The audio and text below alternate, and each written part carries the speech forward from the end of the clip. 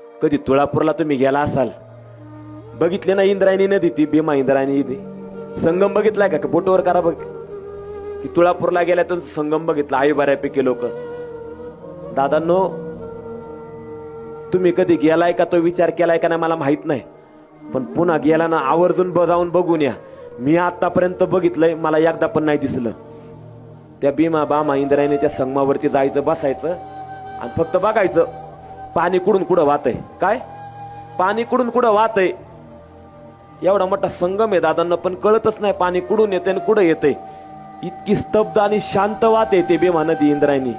किती वाहते कळत नाही आपल्याला. मी बोलायचं म्हणून बोलत नाही बरं का दादांनो. प्रयोग करायचा असेल तर आवर्जून तुळापूरला जावा, त्या संगमावरती बसा आणि बघा फक्त पाना किती उसळत्या. लाटात येतंय का कुठून येतंय, कुठं चाललंय, कुठं येतंय. दादांनो, त्या वाहणाऱ्या लाटा सुद्धा इतक्या शांत आहे ना, इतकं स्थिर वाहत आहे ना पाणी.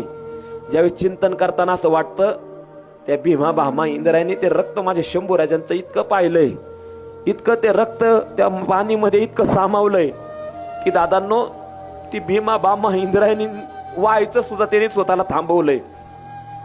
अजूनही शांत वाहते दादांनो ती. जणू तिथं संगमावरती गेल्या वाटतं ती भीमा बामा इंद्रायणी त्या संगमावरती, त्या संगमाने माझ्या शंभूराजांचा केलेला सगळ्यात मोठा अभिवादन आहे.